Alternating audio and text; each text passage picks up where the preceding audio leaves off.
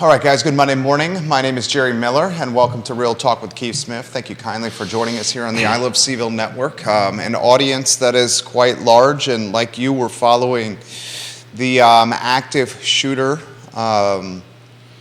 circumstances that have transpired since late last night. We received the notification, as you guys did, right before 11 p.m. on a Sunday evening. The suspect still at large. Multiple media outlets are now confirming 3 dead and 2 injured. Multiple media outlets are confirming among the 3 dead, 2 of them wide receiver Lavelle Davis Jr. And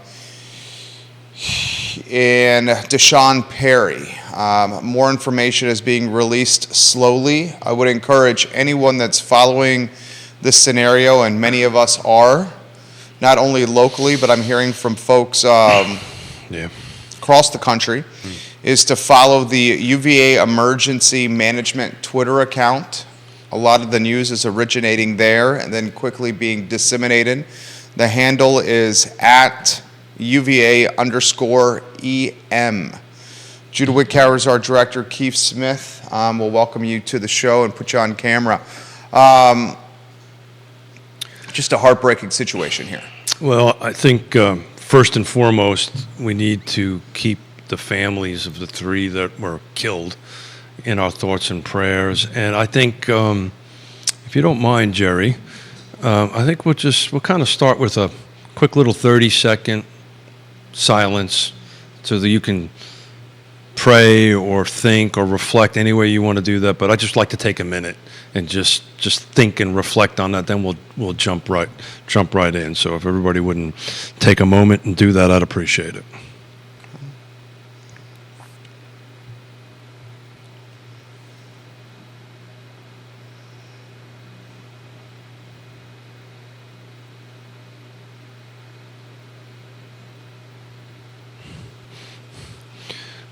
So this is not good, and we want to be here to be a sounding board. I think our chemistry works. We didn't even talk about this morning. I didn't even think there was a doubt in our mind that we weren't going to show up today and be part of it. I personally walked from the office to here today because I was not going to let this win or let this set who I am. It's just the way I am on that end of it. But we're here. We were going to talk a little real estate, but I'm not so sure that's a good topic to talk about today. I agree. So I don't think that's the topic of today on a Monday morning. So I think we can throw it out there is what is folks feeling? What is folks thinking? What can we do with these 2 microphones and cameras help navigate this for you? But my approach is maybe different than others.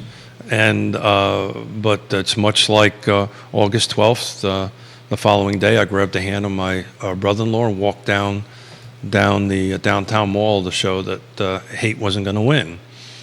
So today, I'm not going to let hate win or violence win, and we're gonna stand tall and be here. There's a bolo. Be on the lookout, bolo, for a 2001 Dodge Durango, license plate TWX 3580. Multiple media outlets, including the University of Virginia President Jim Ryan, have identified a suspect in Chris Jones, a former UVA football player. Again, 2 football players active identified as deceased or murdered. They are Lavelle Davis Jr. and they are linebacker Deshaun Perry.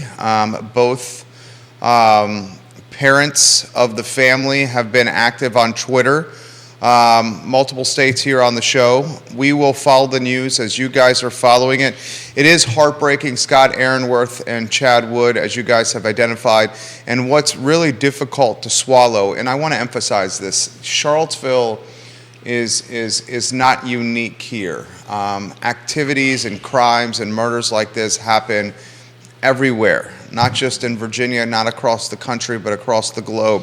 But it does seem of late we've had our fair share of heartbreak. August 12th, 2017 was a day that will forever live in infamy in Charlottesville history. We had just, 3-4 weeks ago, a murder on the downtown mall that was gang-related. The week before that, we had a shootout in the Omni Hotel parking lot. We had the Yardley Love murder, the Hannah Graham murder, and we've had now what is undoubtedly some gun violence on grounds at the University of Virginia.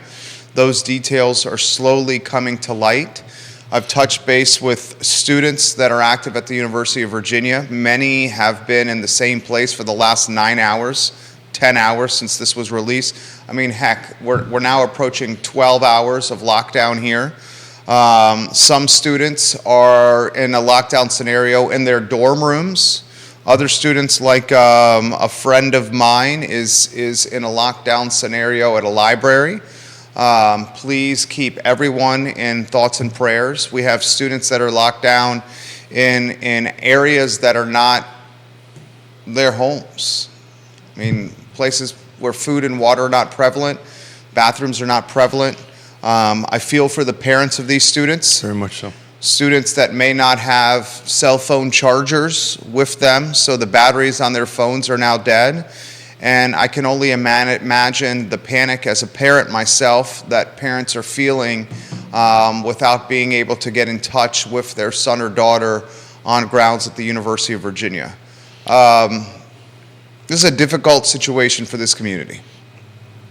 It's a difficult situation. It's a difficult topic to talk about, but like any difficult topics, you need to talk about them, right? You need to have this conversation, and it's interesting until the moment that you just spoke.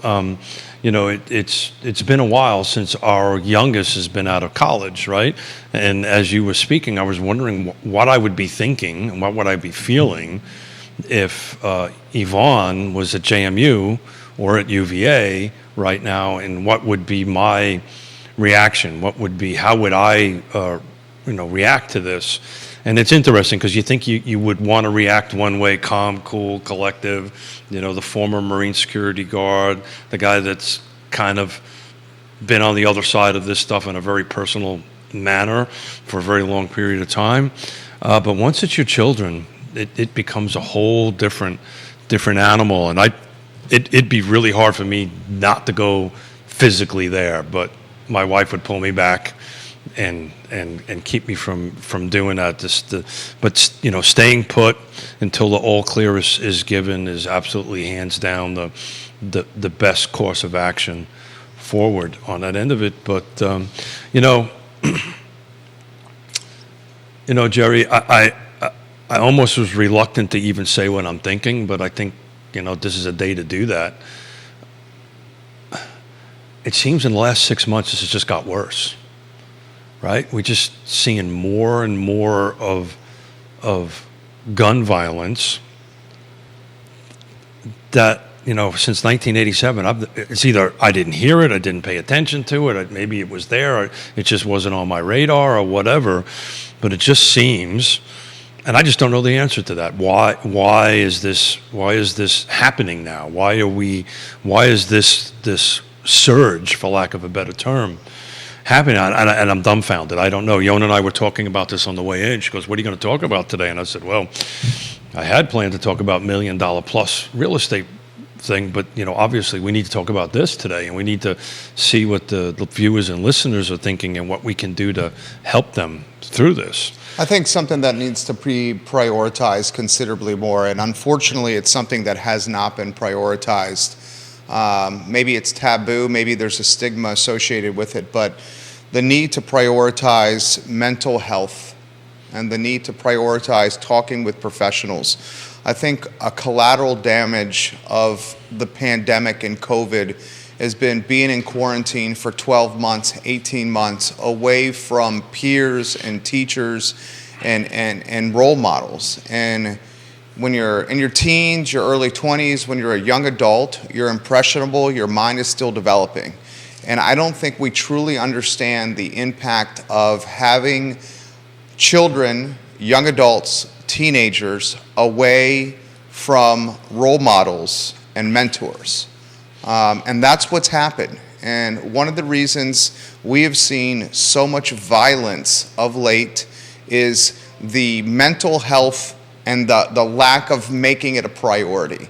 It's time to debunk this stigma or this taboo that mental health should not be discussed with professionals, with therapists, with counselors, with social workers.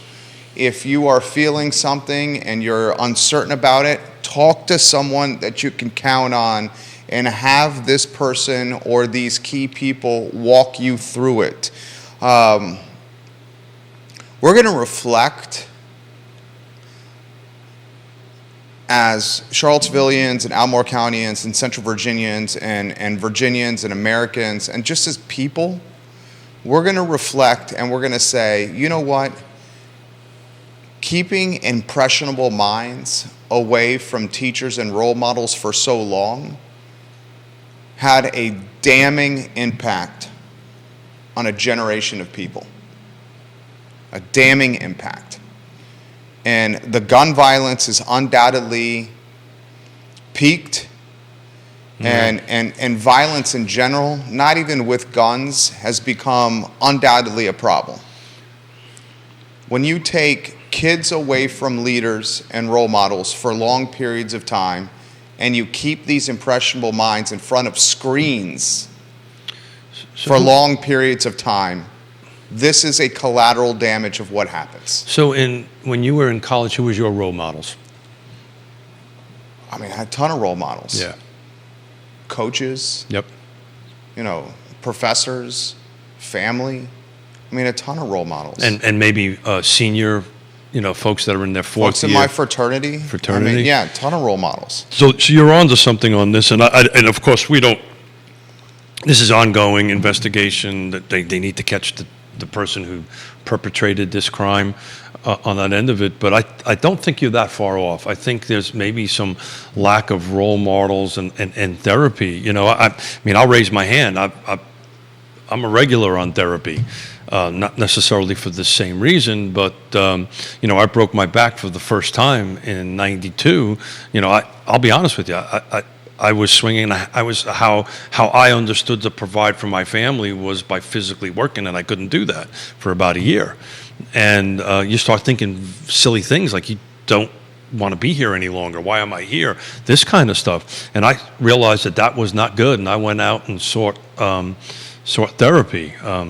So, and Yonna and I, we do couples therapy all the time, but that's because we're together so often, we work so often together. Sometimes we forget how to talk to one another on that end of it. So we do that on a regular basis. But role models is interesting. And as you were talking, I was thinking, okay, so when I was 18, 19 years old, I was, halfway around the world, right? Didn't see my family for half a decade on that end of it, but I always had a role model that was part of it. It was, somebody that was ranking higher than me, ambassadors, so forth and so on. There was always role models that to look to and to grow. But yeah, I think you're on track here. It's I think finding out the why and seeing what we can do as a society to help fix that is a big thing. I just don't know if we're going to get there. I just don't know if we're going to actually. I hate to be a Debbie Downer on a very downer Monday morning, but this isn't new for the state of Virginia, right? Virginia Tech. I mean, there's mass shootings everywhere. Did we get better? I mean, it's not unique to Virginia. There's mass shootings everywhere. We need to. I think what we learn from this is we learn the importance of prioritizing mental health. We also have to consider the damage, and this is another taboo topic. Maybe we start considering the true damage of repeated head injuries. The traumatic, Claire Turney makes this comment, and I hope I'm getting your last name correct, Claire. We should talk about the impacts of traumatic brain injury on young people. And she's highlighting the repeated nature of a very violent game called football, which we love. But let's cut to the chase. It involves a lot of brain damage, repeated head injuries, and the PTSD that comes from this, from football. I mean, I think we need to discuss elements like suicide. These are taboo elements that should now be front and center. I think we need to discuss elements like the players that were around this shooting last night and championing them to go see mental health professionals. I have a little experience with Division I programs because my daughter was a Division I athlete. I'm 100% sure that there is all kinds of mental health professionals talking to whoever was there, if there was other football players there. But you're 100% right on the head injuries. Excuse me. It's look. Multiple media outlets now reporting on Twitter, this is literally breaking as I'm speaking right now, that the third victim is wide receiver Devin Chandler. Yeah. Multiple outlets reporting this on social media. He's a transfer from Wisconsin, confirmed by multiple media outlets on social media. Devin Chandler, now the third victim murdered last night. Lavelle Davis, Devin Chandler, Deshaun Perry. There are also 2 players injured. I'm looking online, and I'm only going to relay verified sources, media outlets, of the other folks that are injured. Stephanie, thank you very much for that text. Grateful for that. And this isn't even a topic that needs to be front and center. I think the likelihood of the season being canceled for UVA football is quite high. I think that's a likely scenario that's going to happen. I know that students at the University of Virginia are on lockdown in places like cafeterias and libraries and mechanical rooms around grounds. I want you as a mom and dad or as a viewer and listener to think about your son or daughter for now approaching 12 hours being on a lockdown scenario in a mechanical room without a bathroom, food or water, or a place to charge your phone to communicate with your parents. I'd like for you to consider the panic that you were feeling as a mom and dad if your son or daughter was a student at the University of Virginia during this. As a father, there's nothing more terrifying than fear or uncertainty when it comes to your child. And being a parent, anyone can relate to this, completely changes your outlook on life. It creates a sense of vulnerability that is so scary because there's this precious child, no matter the age, that is out there, that is your heart. So I've been following this since 10:47 last night, could barely sleep, was fighting off tears a number of times. And that's another thing. Why do we even have to say now fighting off tears? Cry. It's a good thing. Yeah. Get it out. Why do we not have have these stigmas and taboos associated with vulnerability and the sayings of like, be a man, man up. Oh, is that what's on the feed? Toughen up. No, that's not what's on the feed. Oh. Yeah, so anybody who knows a man knows that, tear up, cry, get your emotions out.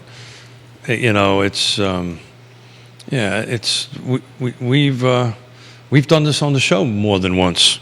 We did it on the 9/11 show. I've sat across from you and watched you tear up on that. I've teared up on time, but get your emotions out. A good cry is actually a very therapeutic thing. You were mentioning, going back to the suicide prevention, that's a huge thing. And if anybody out there that's listening or watching this that, needs some help please reach out. Jerry, you probably know that the number, that's a 3-digit number, it's 9911. Judah, do you know what the 3 digits, 8? I'll look it up when we do that, but there's a... We have some breaking news here. Dr. Swanson, thank you. According to the UVA Emergency Management Twitter feed, that's the feed to follow, @UVA_EM, UVA Emergency Management Twitter feed. The shelter-in-place order, this was published less than 4 minutes ago. The shelter-in-place order has been lifted on grounds at the University of Virginia. A large police presence will remain, the handle relays to us. Again, that is breaking news there. The shelter-in-place order has been lifted. There is no indication on the feed that the suspect has been apprehended. However, the shelter-in-place order has been lifted on grounds at the University of Virginia. 988 is the suicide crisis number. 988. Kelly Jackson confirms that a news conference is scheduled for 11 a.m.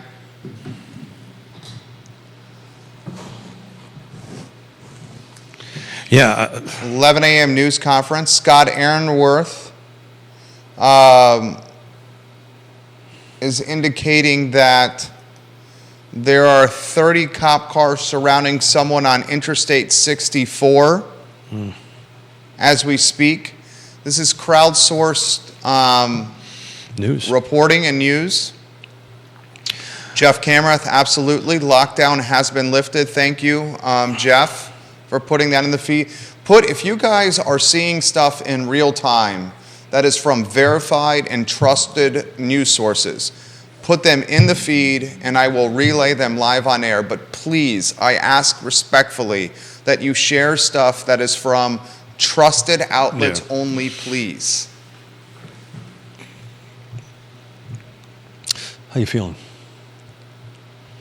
I feel like it's the responsibility of the I Love CVille Network to be here today to communicate with the viewers and listeners that follow the network.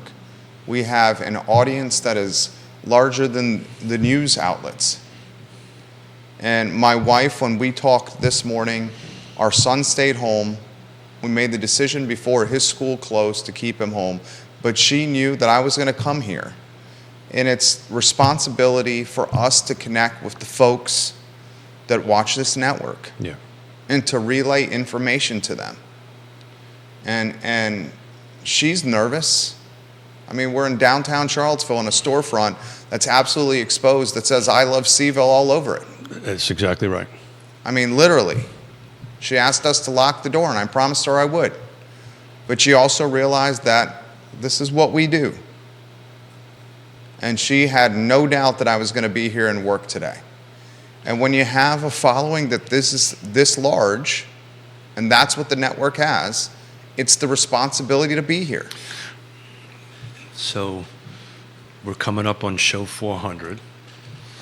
And we're coming up on show... thousands. Yeah. I've done like 2,500 shows. And I'm sitting here, actually just looking at you and listening to you. It's really, you up for 400 shows for how many hours we spend together, which is quite a lot, right? You know, and I'll be honest, you know, sometimes I get a little pushback, right? But I'm sitting here listening to you and watching you do what you do, and I have nothing to add. I can't do any better than what you're doing. I mean, I've been doing this, Keith, I know that since I was 19 years old. I'm trying. 22 years. Yeah, but it's more than that. You've been in real estate for 35. Yeah, but this is more. There's about half a dozen shows that your heart pours out on the table, and this is one of them. And you know, you have the skill. Yes, you know how to communicate. You know how you're just unbelievable. But what I'm looking at right now is Jerry Miller.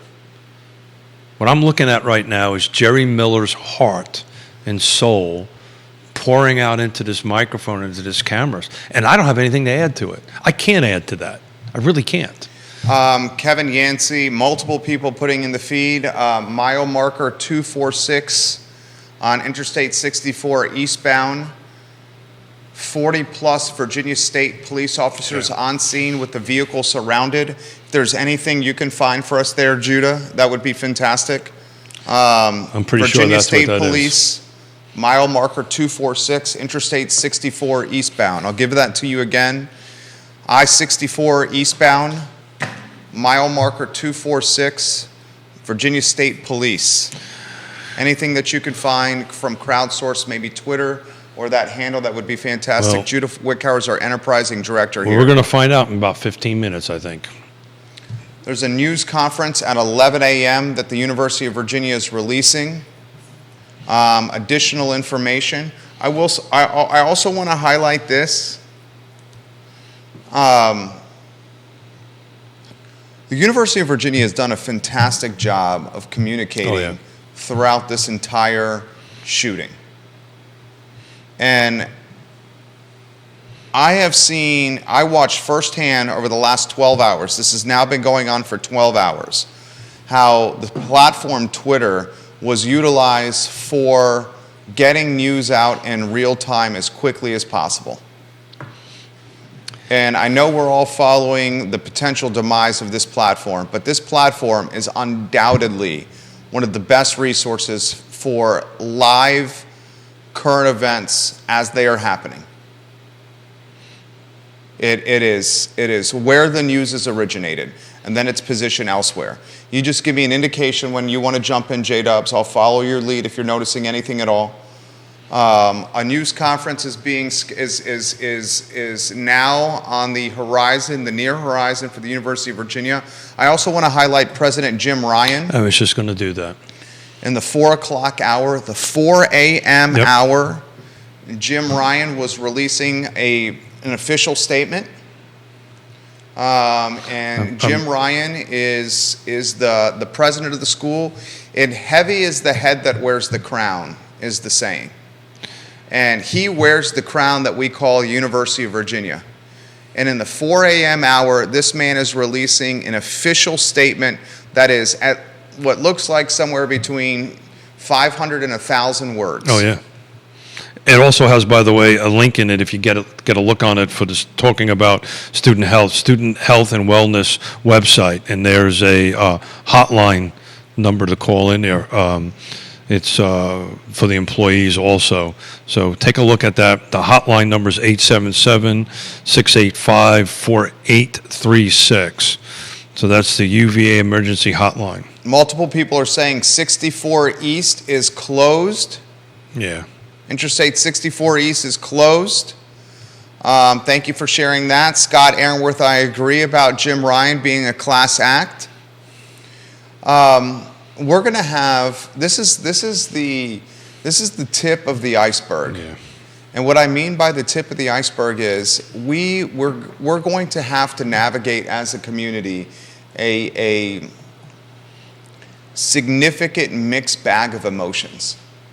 And I don't think this community is even healed yet from August 12, 2017. A month ago, we had a murder on the downtown mall. The week prior, we had a gunfight in the parking lot of the Omni Hotel. There was a shooting in Hardy Drive over the weekend that is now completely flying under the radar because of this University of Virginia shooting. Undoubtedly, there's a gang violence situation that's happening in the community. I've mentioned Hannah Graham and Yardley Love, Jesse Matthews. I want to highlight that these circumstances are not unique to Charlottesville. They happen everywhere. But from a Charlottesville and Central Virginia standpoint, don't you feel like this has been the eye of the storm lately? I certainly do.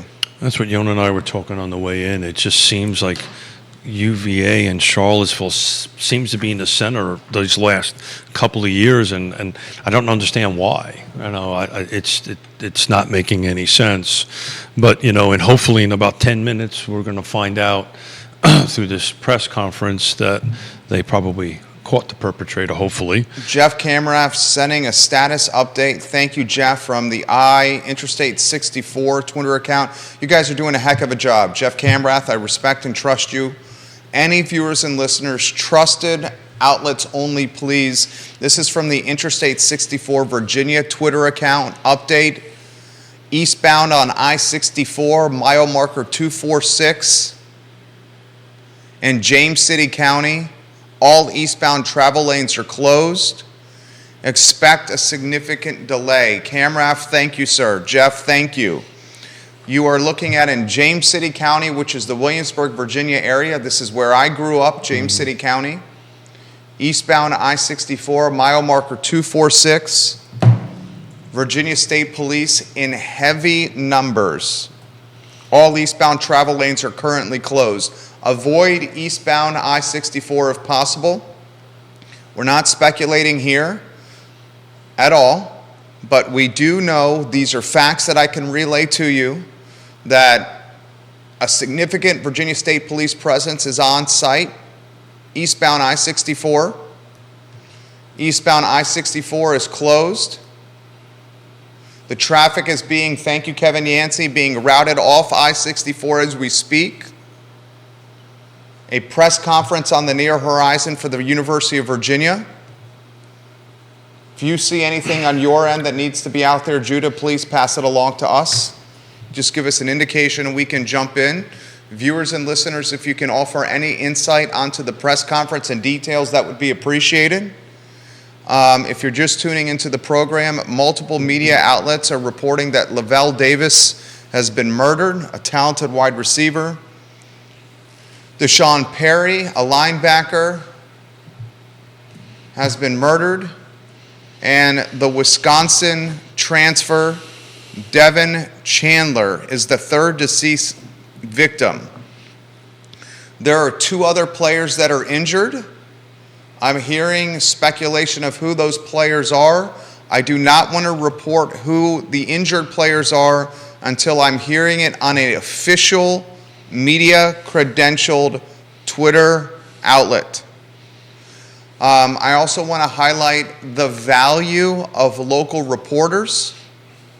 There were multiple reporters literally on location last night in sub-freezing weather, live tweeting what they saw with their eyeballs on grounds at the University of Virginia.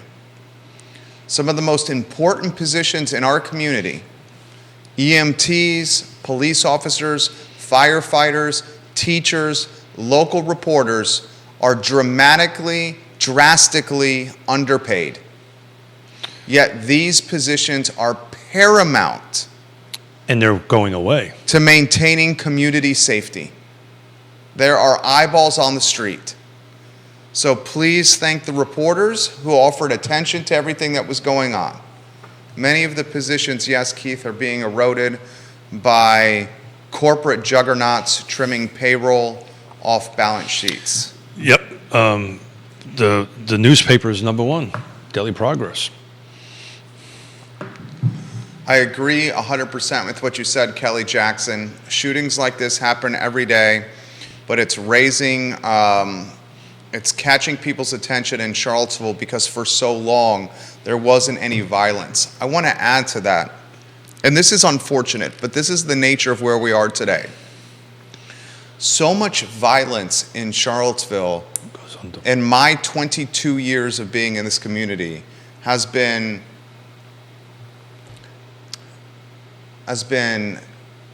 almost compartmentalized to a few small areas of the community. And underreported. And when that violence was compartmentalized to a few small areas of the community, people chose to ignore it or not acknowledge it.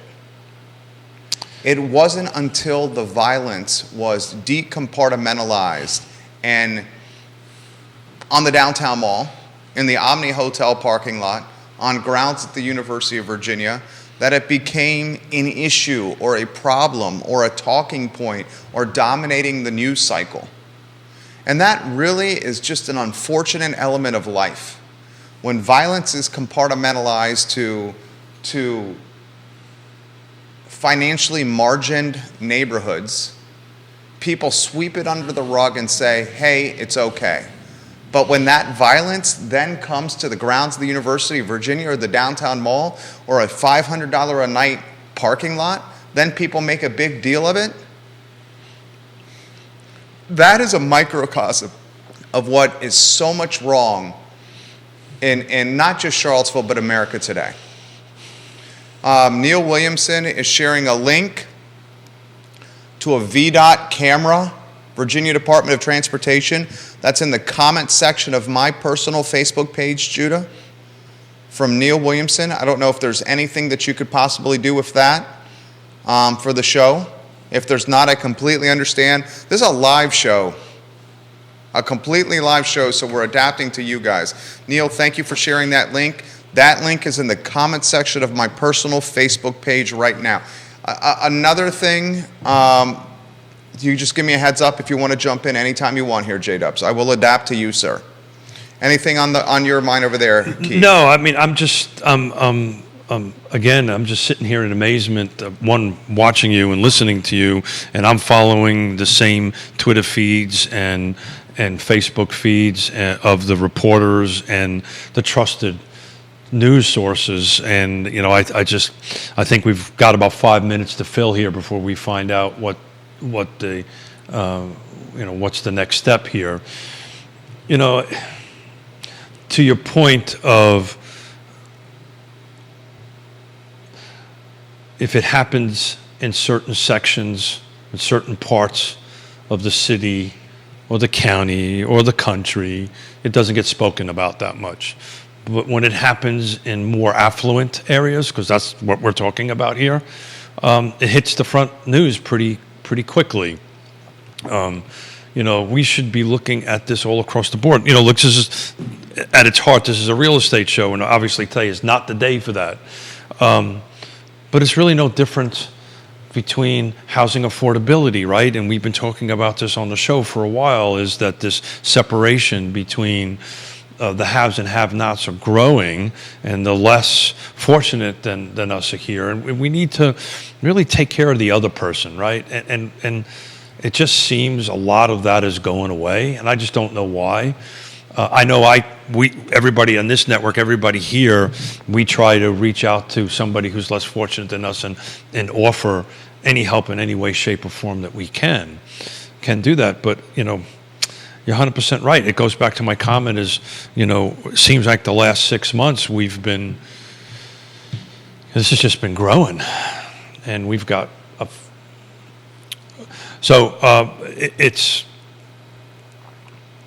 I'm actually trying to hold back some emotion and some tears here on it. I know I said earlier I shouldn't do it, but I just keep on thinking what I would be thinking if my youngest daughter was in the middle of this right now. What would I be doing, and how would I be feeling? And my heart goes out to the families of the son or daughter that's locked in that utility room that they can't reach. The terror that they must be feeling and the terror that they have to go through is unimaginable.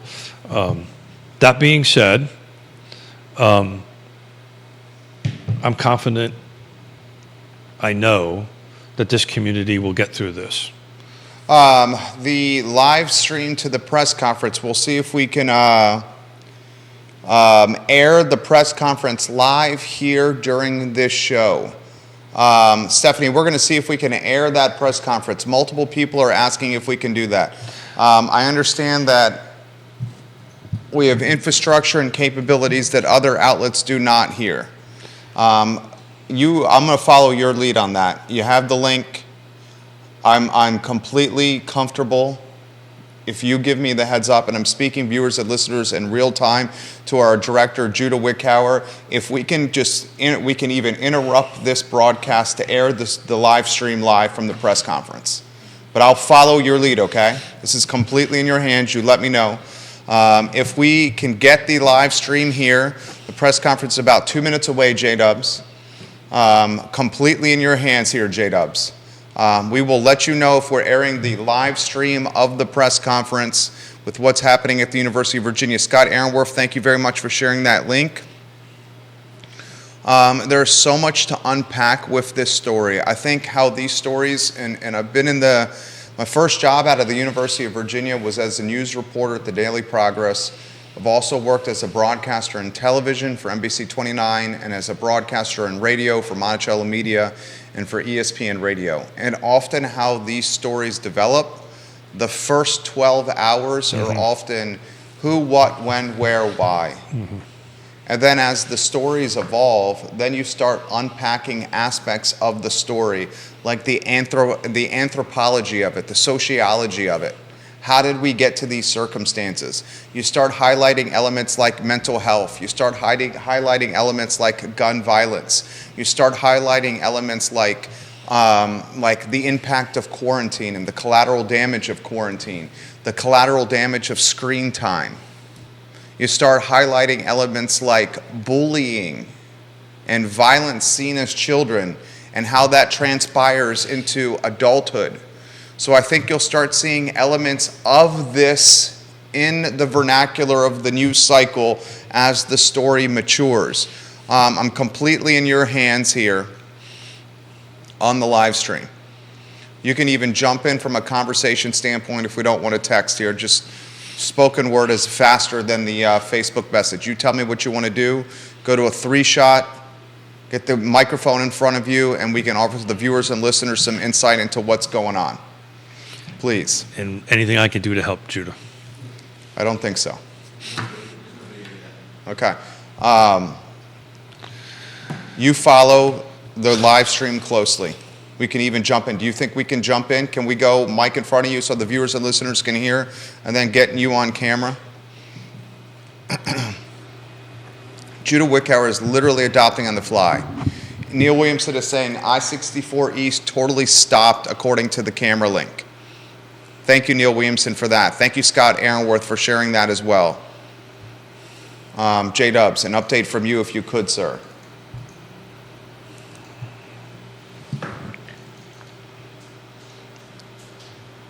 I'm not seeing any video on They haven't started it yet. on the news conference yet, so they may be setting things up, getting ready to go. Do we have the capability of airing the press conference live here? Possibly. Give me a second. I'm gonna go back to YouTube. All right, the and live. We're now having connected. a stream. I'm seeing the stream up. Yeah. So am I. So you tell me what we can jump in with that? Possibly. Give me a minute. Okay, absolutely fantastic. I'm seeing Tim Longo and Jim Ryan on the stream. Ryan addressing folks as we speak. Judah's going to see if we can highlight the press conference here on the I Love CVille Network for viewers and listeners. Thank you, Suzanne, for that update as well. I'm very grateful for the viewers and listeners with the updates that are happening. Thank you, Scotty Aaronworth. We appreciate you, sir. Thank you, Kelly Jackson. Dan Pettit, good morning. A lot of folks on the feed here. J-Dubs is going to, we believe, interrupt this broadcast to air the live stream press conference. Brian Yeagle, good comment from you on Twitter. Appreciate that comment.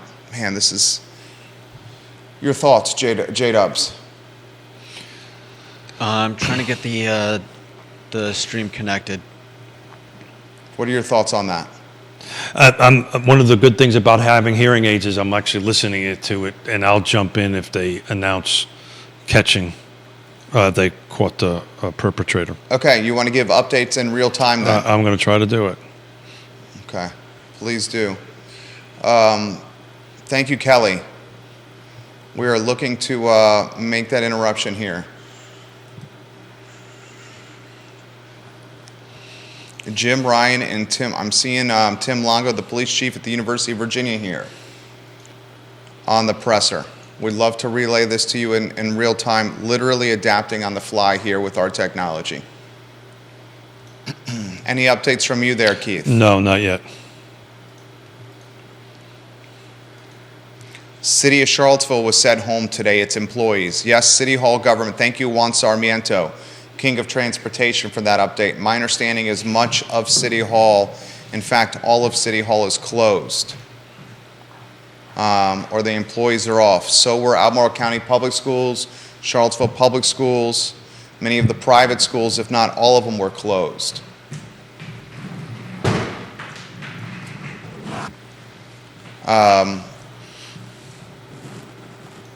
Eastbound 64 traffic completely closed. Kelly Jackson is saying that Jim Ryan is not saying whether the suspect has been apprehended or not. Let's get that off if we could, please, because that's being picked up by the microphones there. The entire university community. Thank you, Kevin Higgins, for that update. J-Dubs, can we jump in with that? Can we jump in with what? The press conference, the live stream. I'm working on it. I'm trying. Yeah, so again, I'm listening it here at the moment to match what Kelly has said. He's not naming the suspect at the moment. Any updates? He has named a suspect. He's No, I not meant as far indicating as whether they've been apprehended. or not. Yeah. Yeah. A suspect was named early hours of this morning. We are getting information that some of those players that have been injured, one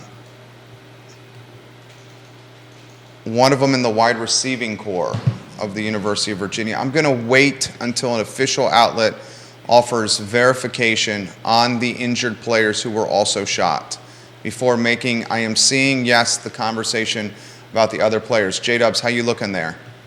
Still working on it.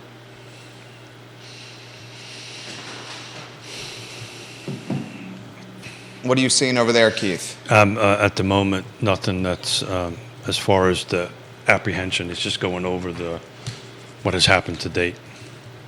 What's on the mind over there? Yeah, it's.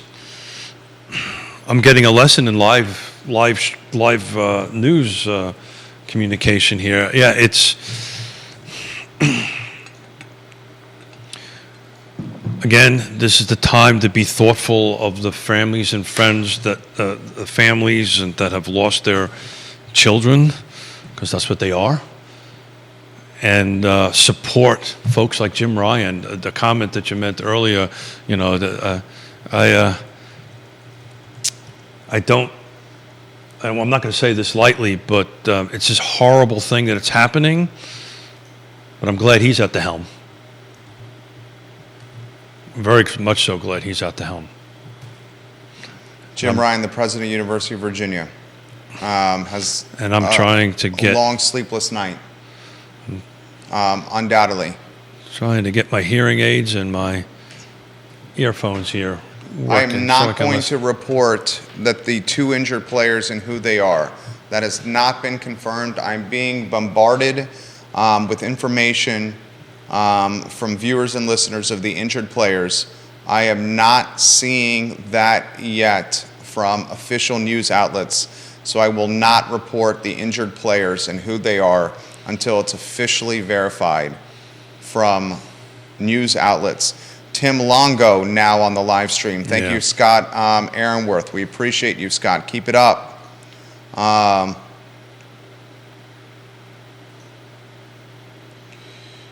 Yeah, I'm hearing the same thing, Scott. Why the football team was there and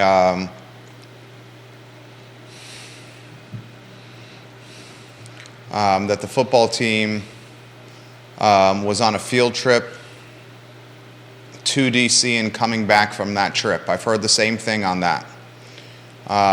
Please keep the updates coming, viewers and listeners, if you could. Vanessa Parkhill, I feel the same way about Tim Longo, to have him in our community. Oh, without a doubt. The University Police Department Chief. How are we looking over there, J-Dubs? We'll see. You think we can do the interruption here? Maybe. Let's see. What are we, T-minus? If you can give a countdown to the viewers and listeners? I mean, I'm just going to work on this. Okay, you get it. Is your mic on? Yeah. Okay, we just got to speak up so they can hear you. Kelly, I completely agree about them doing an amazing job communicating to students and staff. The initial tweet of hide, run, fight was an impactful one. I know it caught a lot of people off guard when an official an official safety Twitter account, police associated Twitter account, is telling followers to hide, run, fight. But those are protocol measures used for active shooters. The first step is to hide. The second step is to run. The third step, unfortunately, if you encounter the active shooter, is to fight. Folks were caught off guard by that, but that is standard protocol.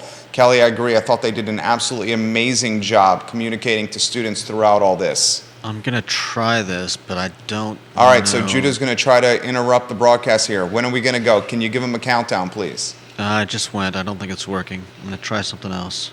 Okay, so you're coming back to us because I'm seeing, so no luck with that? No luck with that.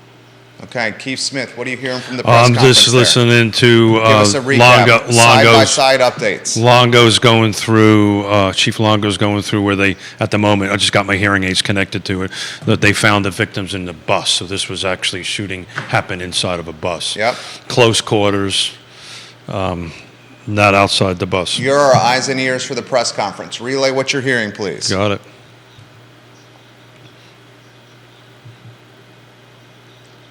What else do you hear? So Longo is talking about how he's communicating with the public through Twitter, through email, getting out messages to the families directly and to the young people. Multiple people are saying from the press conference. I know personally Chief Longo, and I'm watching him. Okay. He's emotional. I'm going to try this. You're going to try it? Judah's going to interrupt here with the presser. Just use your words, man. You got to communicate here. Okay, we got the presser live. I'm seeing it on screen here on the show.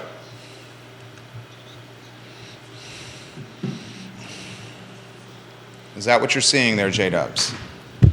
This is not ideal. I can't tell if they can hear anything because I'm forced to keep it. Viewers and listeners, can you Focused on hear the that. press conference on the show? So he's at the moment talking about securing arrest warrants.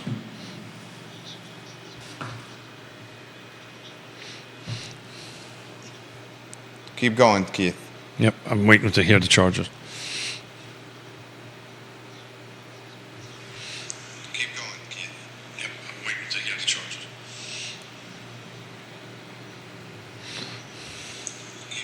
All right, there's no audio on that press conference, Judah. I didn't think so. What's All that? right. You got to speak up. I'm going to keep working on this, Jerry. Okay. You have So to he's at the communicate moment in giving these a times description here. of Mr. Jones as he's Okay. referring to him. So is there an opportunity to get audio? Yes or no? Not right now. Okay. Thank you very much. So he's talking about the description: blue jeans, burgundy jacket, red shoes. So what he is saying, that they do not believe they have the, that's actually a good idea, Kevin Higgins. Put the presser on screen, Judah. Get the press great idea, Kevin Higgins. I think we can do it this way. Get the press conference back on screen like you were doing there. Listen to it like this.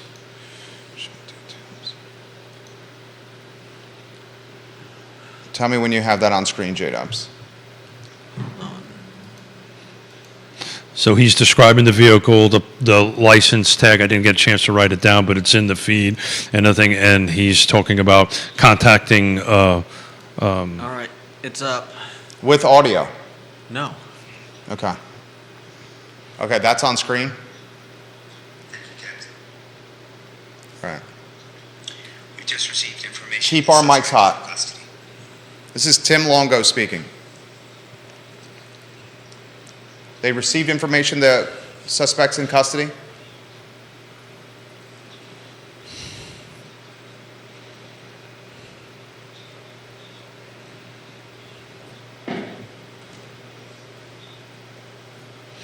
This is interesting information that he's talking about right now. Just a moment to thank God. Breathe a sigh of relief. Mr. Jones, also had come to the attention of our threat assessment team because he was involved in a a hazing investigation of some sort. I don't know the facts and circumstances of that investigation. I know that it was eventually closed due to witnesses that would not cooperate with the process.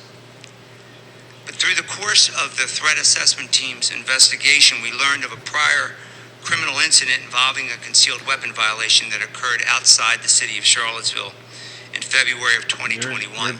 Your audio is behind. What's interesting about that case is he's There required you go. as a student at the University of Virginia to report that, and he never did. And so the university has taken There you appropriate go. Suspect is in custody. administrative charges through the university's Judiciary Council, and that matter is still pending adjudication. So you're about 10 seconds behind. Please. Thought it important to share that information with you, to let you know that he had been called to our attention, and to answer any questions you might have about that. I want you to hear that. I want you to hear that from me, not hear it from someone else. So I'll stop there, and we'll take any questions that you might have. I'll call him out. We'll have a couple questions. Chief or President, can you discuss where the field trip was going, the affiliation of people that were on that bus and on that field trip, and if the suspect was part of that trip or stepped onto the bus? Thank you for the question. The information we have at this time is that the field trip was associated with a class, and the individuals that have been named were part of that trip to see a play. That is, to see a play associated with the class. So it was a class field trip. I do not have those details. Do you know what class it was? I do not. What play it was? I'm sorry? You know what play it was? I do not. We're seeking out all of that information. As you can imagine, the students are quite traumatized by the tragic events. Play in Washington, D.C. I do not have the exact location. We are finalizing all of that. The three victims who died were football players. So the play was in Washington, D.C. Where and how was the suspect?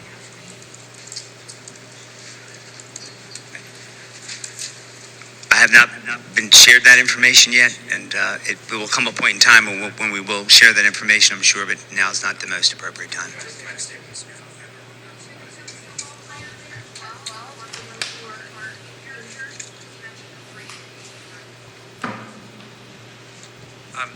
We're not releasing information about the patients who are still in the hospital at this time.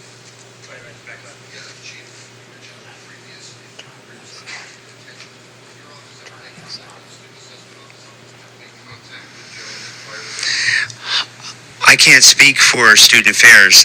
The University Police Department had no contact him with this. The University Police Department is one of many people that's on that multidisciplinary threat assessment team, and we provide some of the background with respect to individuals to come before that team, but to my knowledge, we did not have any contact with Mr. Jones with regard to that incident. My understanding is ballpark about 25.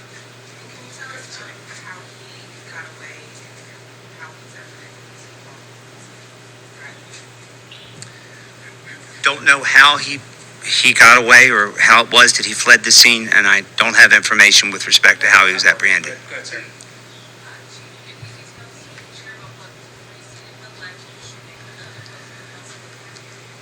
We're in the process of doing that now.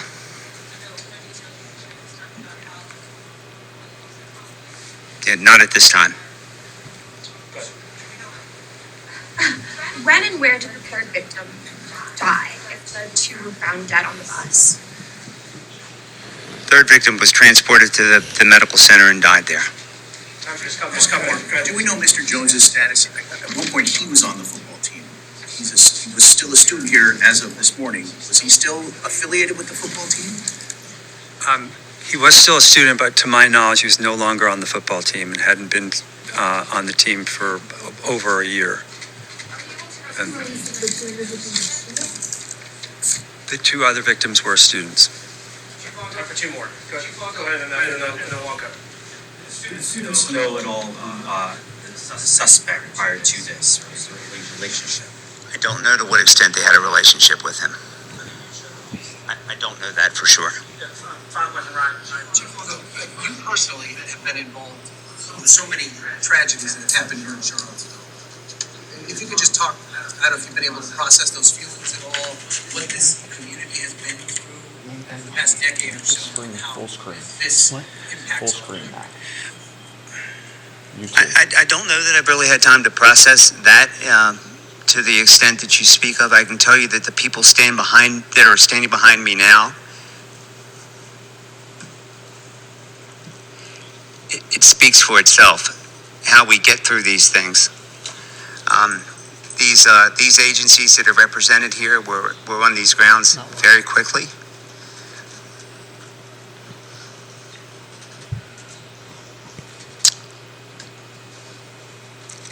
I'll try to do better next time. That's all I have for right now. We can't do this alone, and we obviously haven't. And we Found on campus, off campus at least. Or where he's in custody, or who's brought into custody? Well, I can tell you to the best of my knowledge, he was not found on campus. I cannot tell you where he was located or where he was taken into custody or where he's located now. State police take him into custody? We'll have more information on that. Thank you all very much. We'll have more information as we have it. Thank you all very much for coming today. Okay, pressure's done. You can come back to us. Watch mic levels, especially one that was turned up over here. All right, we back on screen? Yeah. All right, we're back on screen here. That was a live look at the press conference Jim Ryan and Tim Longo had. Thoughts from the press conference so far? Let's stick with facts here. Yeah, so I've been taking some notes as I was listening to my hearing aid. First and foremost, thank God he's been captured and he's in custody. That happened, was noted I timed it at 11:14. I was listening to Chief Longo. One of the things that caught my attention was that the suspect was actually looked at from the threat assessment team back in fall in 2022 of this year, specifically September. Apparently there was some threats and some hazing. He didn't go into it in any great detail, but what I thought was interesting, what Chief Longo stated, was that apparently there was a concealed weapons charge back in December of 2021, if I have my notes, yes, 2021, and apparently he failed to report that, which he's required to do. Now, if somebody is going to perpetrate some sort of crime as he did here, notifying somebody that he was charged with concealed weapon was probably not what he's going to do. So, but that was what my takeaway on that note. I think it was very good to see the state trooper walk up to Chief Longo and apologize I interrupted, but to let Chief Longo know that he's in custody, which is a good thing. We can start our healing process, but they were very much so talking about the investigation process, and the reporters were asking very good questions, but unfortunately most of them they couldn't answer because they're in the middle of the investigation. So the good news is we have the suspect in custody. And the good news is there's a lot of folks working hard on this. He was rattling off all the agencies, the federal, state, and local agencies working on it. The president reiterated that crisis hotline to call. So if needed, please call. Don't be stoic. If you need to make a phone call, make a phone call. Get some help. Get somebody to talk to on it. But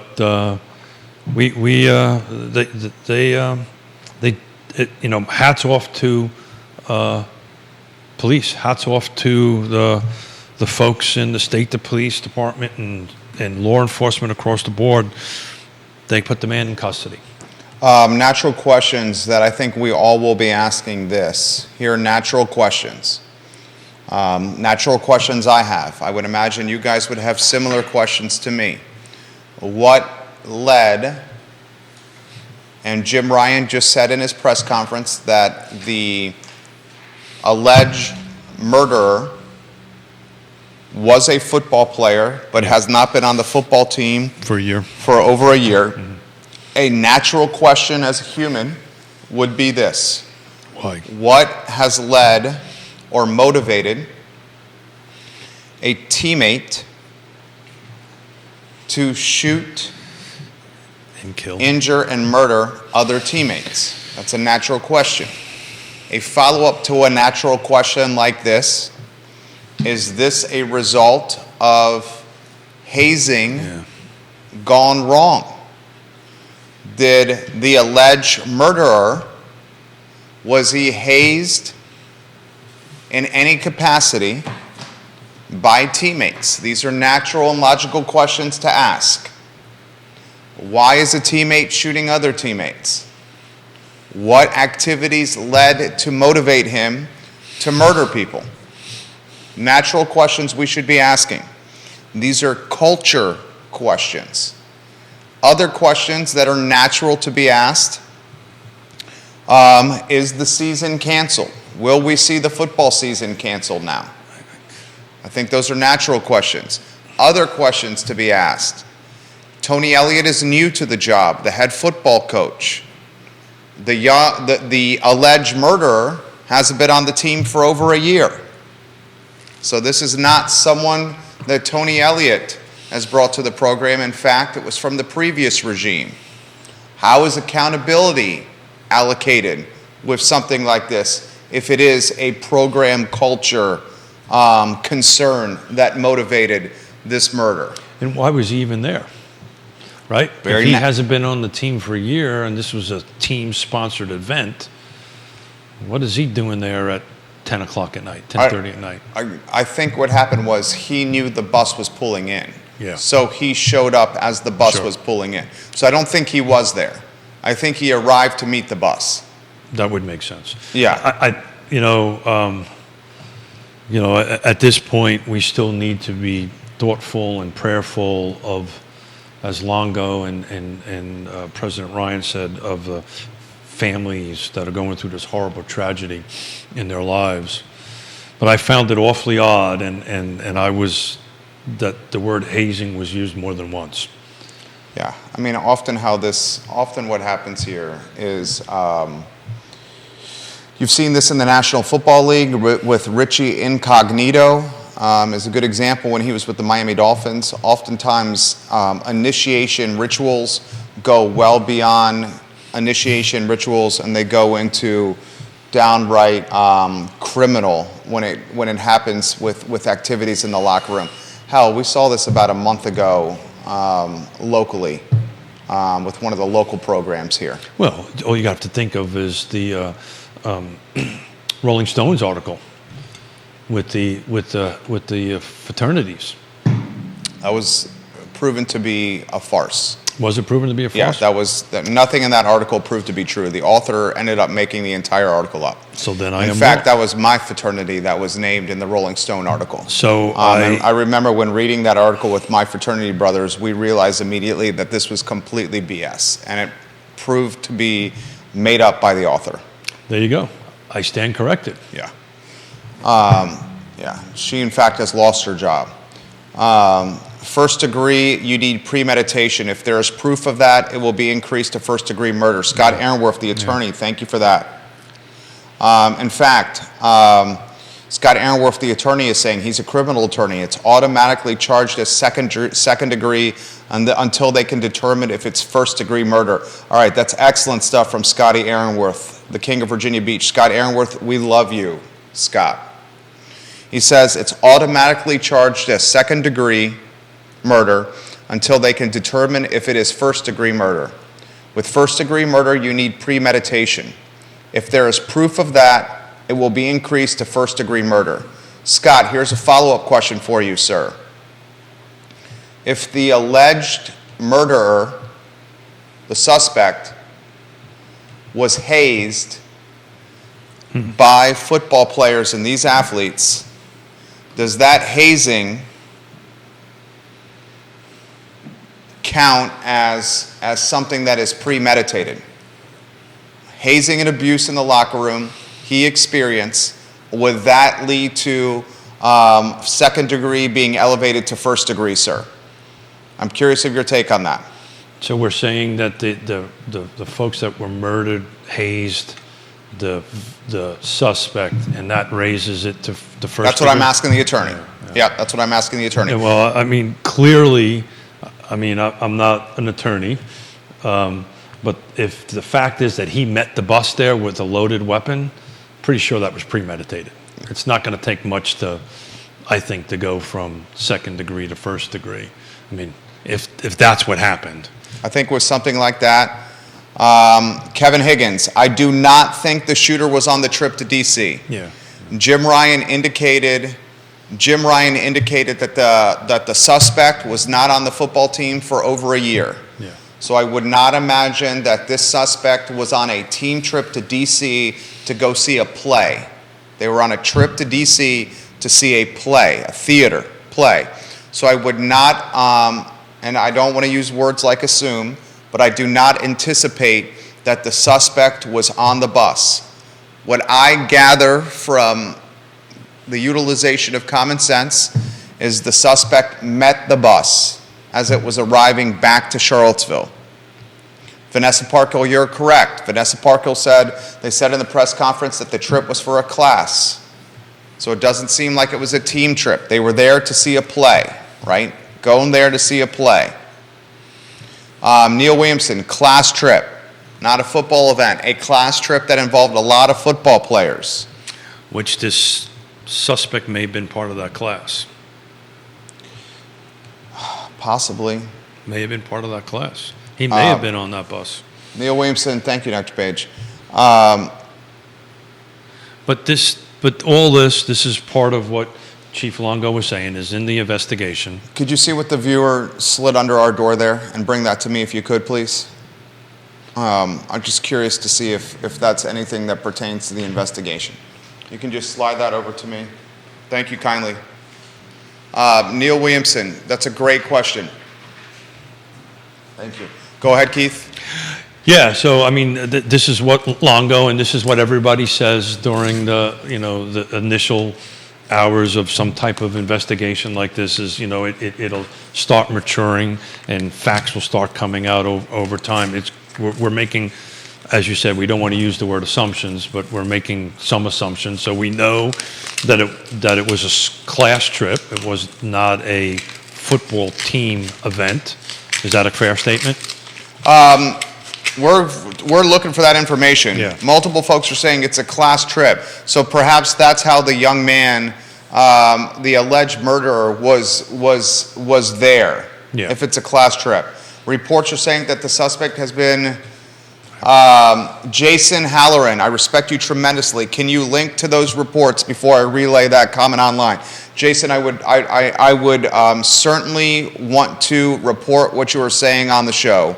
But if you can link to an outlet that is reporting this so I can report it with justification or with the backing of the outlet. Before I make this comment, which very much pertains to this investigation, this is crowdsourced news here. And in a lot of ways, folks, this is the future of news at the local level.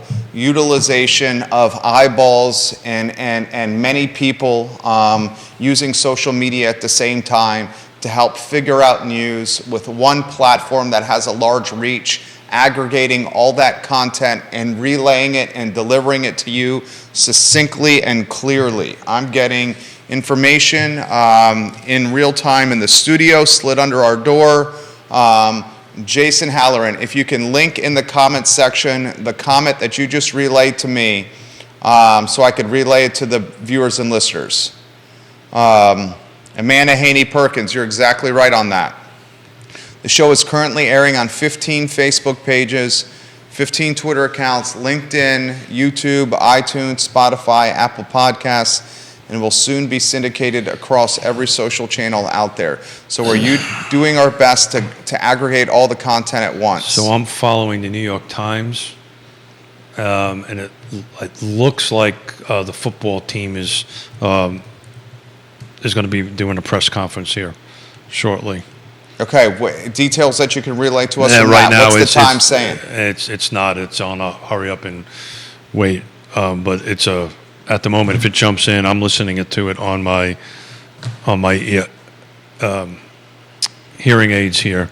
But it looks like there is another news conference is about ready to get started. Jason Halloran, the New York Times is reporting as of 1 minute ago that the suspect is in custody after 3 University of Virginia students, all members of the football team, were killed. That's 1 minute ago from the New York Times.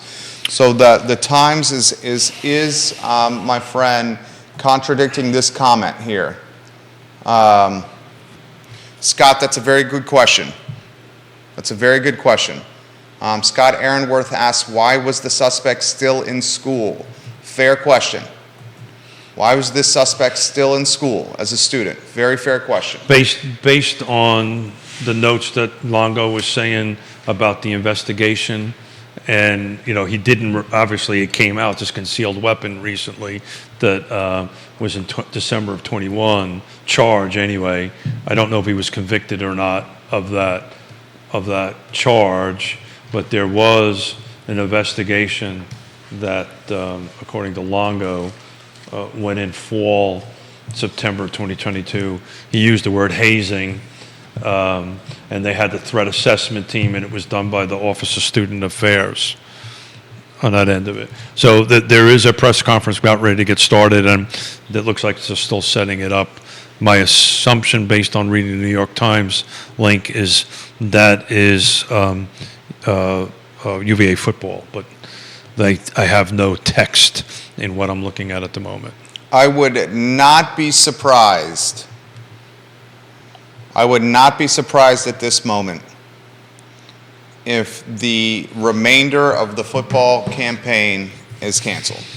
I mean, this is all over BBC. It's all over Austrian news, which I track because my wife is Austrian. You got 2 football games left. Coastal Carolina, I can't Saturday. I can't see how they could. I can't see how that game happens. Yeah. And then Virginia Tech to close the season. You're looking at a football team that's 3-7, not bowl eligible. I would not be surprised if this season is canceled.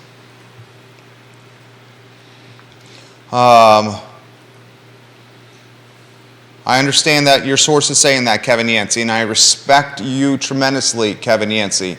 I do not want to relay anything on air unless it's been backed and verified by credible media outlets that are putting their journalistic credibility on the line. Michelle, thank you for that comment, Michelle. Comments coming in fast and furious here. We will continue to stay on air. We'll take a break in a matter of minutes, and at 12:30 come back with the I Love CVille show. We're relaying as much information to you as possible. Longo did confirm. Exact words were the suspect in custody. Oh yeah, I can absolutely confirm that. I watched it live as the state trooper pulled Longo aside off of the podium, whispered in his ear. Longo came back, said was very emotional that the suspect is in custody. Paused for a moment to say a quick prayer, and then went on with the conference. Like I said, I'm watching the New York Times from some other news conferences about ready to start. And at the moment, my assumption, based on reading it prior to clicking on it, was this was in reference to the. It's either going to be the AD or the football coach, either one of the two. But it's a sports-related. But imagine that's the athletic director. I would imagine it's the AD. Especially since the football coach has been on the job less than a year. Yeah, but I'm waiting for it to go live. We have the shooter is in custody. 11/14, according I wrote it down when Longo said it. Will be charged with 3 counts of second-degree murder, the shooter. A sigh of relief can be breathed. We all have the questions of how the student had a gun, why he had a gun, was it registered, was it licensed? All those questions I'm asking as well. And how did the fall investigation go? Right. I think there's going to be some questions about that. How the fall September, as Longo said, hazing and the threat assessment team. What he did say, and I'm reading some of my quick notes here, there was no actual threats made, so that was part of the reason maybe it did not proceed any further than that. I wonder, another question I'm asking is, other than if he was on their, to use Chief Longo's words, he's been on their radar for a while, why did he get off the football team? Was it because of playing, or was it because of something else? Well, he was a walk-on, so was not a scholarship player. Was not a highly touted recruit. I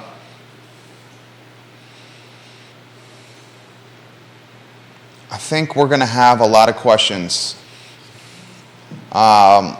A lot of questions. Chad Wood, we're wondering the same. Multiple people are wondering if he was on the class trip or if he waited for the bus to arrive. I think that's a fair question. Was he on the class trip or did he wait for the bus to arrive? Fair question. Other questions I think that are legitimate are this. Is this in retribution to hazing gone wrong? Is this in retribution to any kind of hazing or team violence gone wrong? I think that's a fair and natural question to have. Fair and natural questions to have are, how will this impact the remainder of the season, football-wise? Fair and natural questions that I think all of us are having right now are mental health and the need to prioritize mental health, the need to stand up to bullying. Bullying is paramount. The need to debunk the taboo that comes with speaking with counselors and therapists and social workers. Is that official, Chad? Is the basketball game officially canceled tonight? If you could link to that, that would be appreciated, sir. We appreciate you, Chad Wood. I would like to get some news out on that. We understand the responsibility we have here. I'm not seeing anything on any of the feeds at the moment about the basketball game. If you could link to that, that would be fantastic. Multiple people are putting that in the feed. There is a game tonight. Common sense would suggest that game would be canceled this evening. It is. Multiple people are confirming it. I'm looking at the schedule. The game against Northern Iowa, 8 o'clock tip tonight, John Paul Jones Arena, has been canceled. Tonight's basketball game, 8 o'clock, Northern Iowa, has been canceled, John Paul Jones Arena. That news just released here. Thank you, Scott and Kevin. Appreciate that. Thank you, Neil.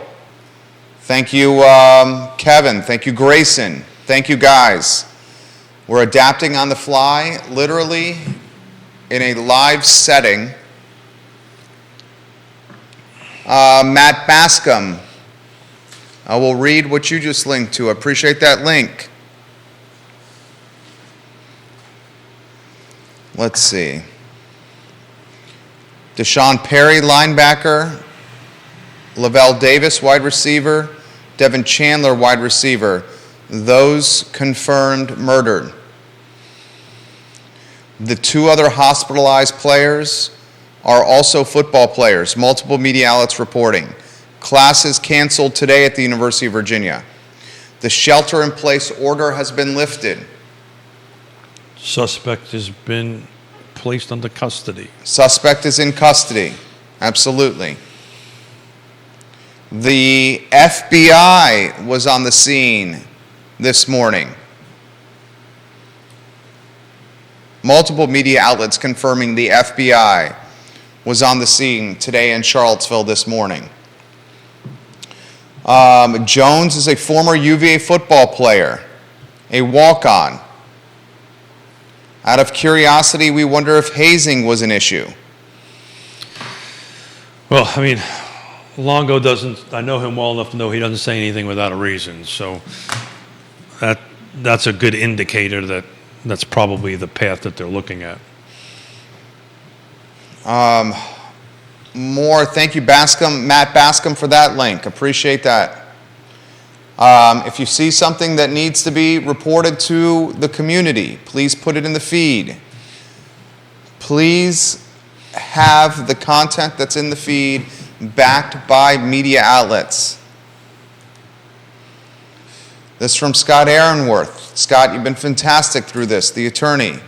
The bodies were found inside a charter bus where they had been for the day, enjoying the school activities, having a meal together, and coming back to grounds. That's what Longo said during the press conference. Someone amongst them chose to do an act of violence. We found them dead inside the bus. So I can add some clarity to that because the Longo said the third victim perished at the hospital, not in the bus. So 2 of the victims perished in the bus. So let's see. Hold on a second here. It's about ready to go live. Tim Longo said the suspect had previously been under investigation. I saw the DM, Kevin Yancey. I saw it. I appreciate that. I'm only going to relay. I've gotten a lot of DMs like this, Kevin Yancey, and I don't doubt that you're right. I have complete confidence in you, and you've proven your value multiple times on the show, sir. I have tremendous respect for you.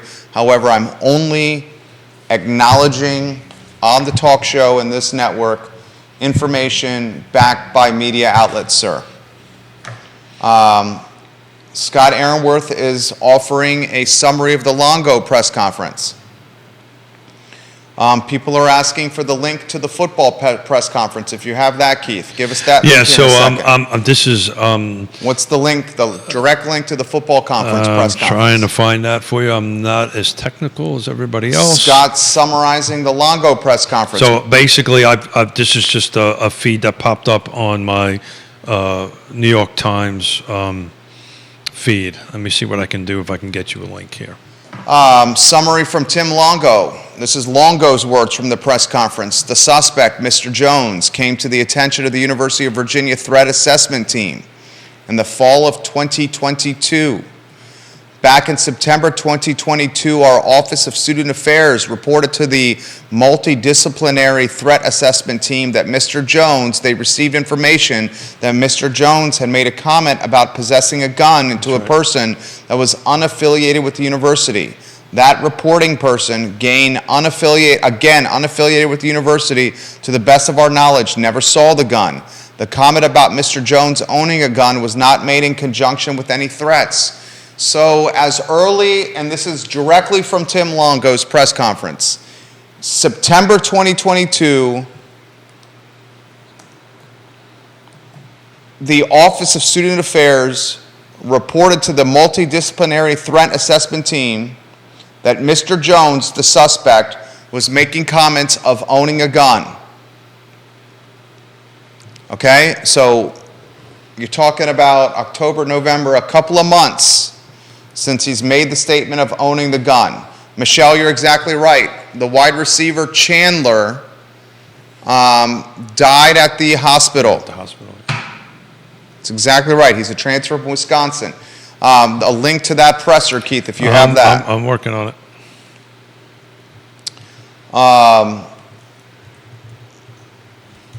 Anything you want to get out to the community there, J-Dubs, please jump in if there's something that you have, sir. The press conference that just transpired at 11 a.m., you can find at virginia.edu/live. That's the archived press conference that Longo. Thank you, Chad Wood. You're exactly right. Tonight's basketball game has been canceled against Northern Iowa. 8 o'clock tip, John Paul Jones Arena canceled. The next basketball game for the University of Virginia this Friday, Las Vegas against Baylor in the Continental Tire main event on national television. The archived version of the press conference that just happened with Tim Longo and President Jim Ryan can be found at virginia.edu/live.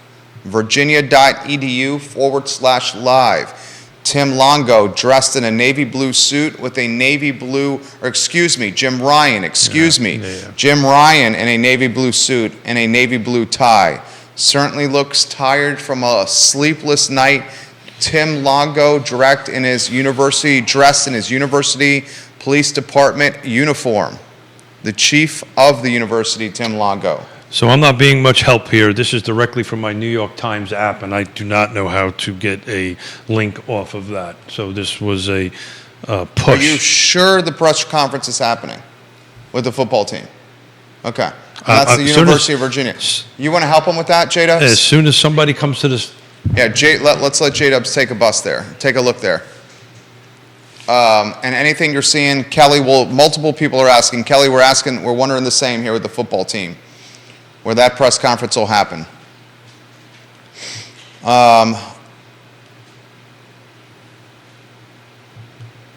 Jump in with comments, please. Thank you. Well, You got it, J-Dubs? Did you text it to yourself? I'm waiting until somebody comes to the podium to confirm this. Okay, fantastic. We'll follow your lead there. What is the, can you give me the link? I'll text it to you. I'll text it to you, Jerry. Thank you, Judah. And then I can take what you text to the viewers and listeners here. Appreciate you adapting on the fly, Wickhauer.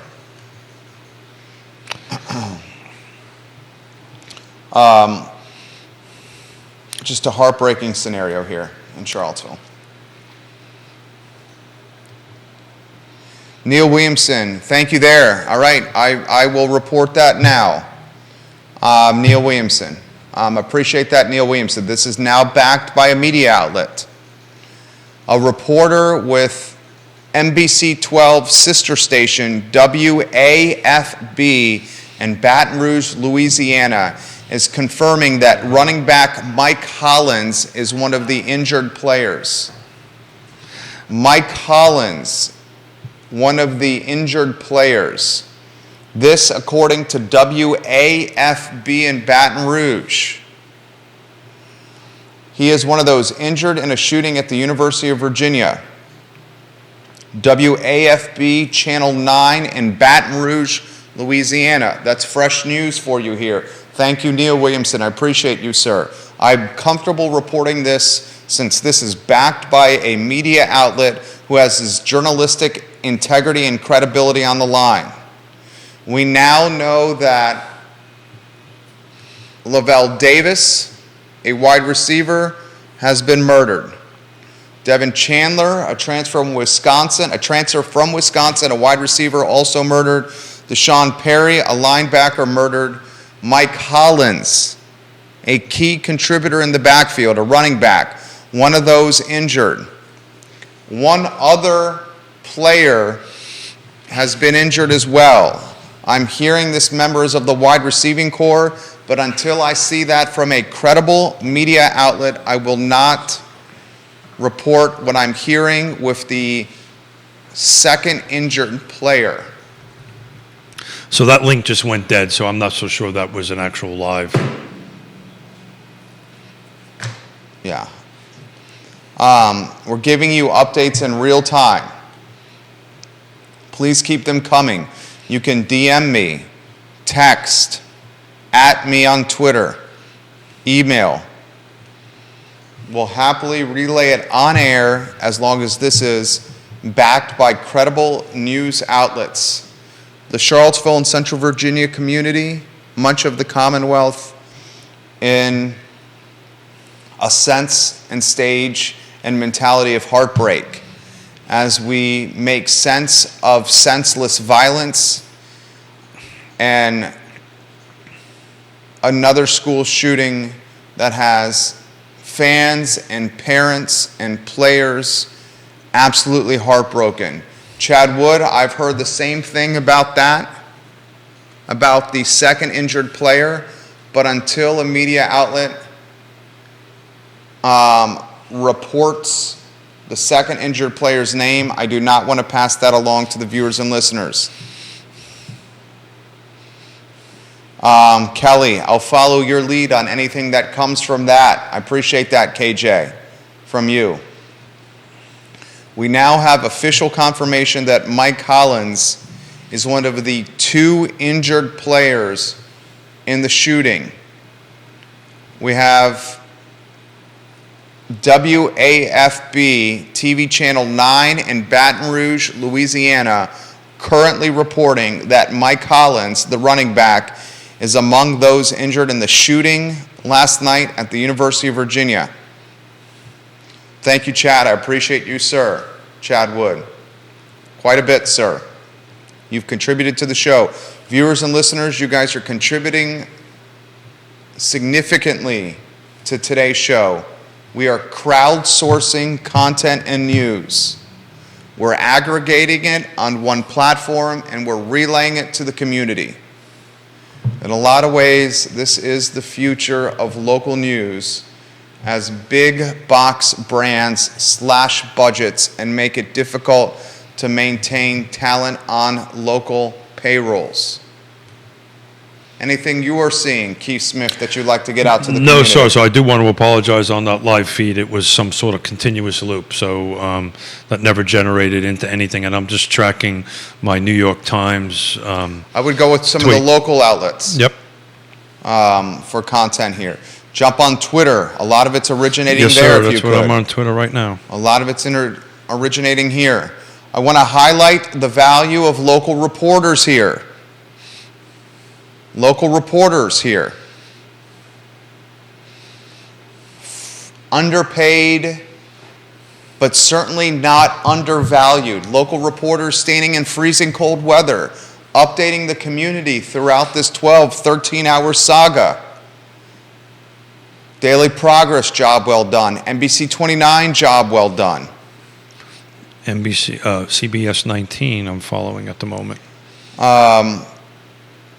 Intrastate 64 is at a standstill. Multiple people are showing the I-64 webcam for us here. If there's any good news from this, is the suspect is in custody.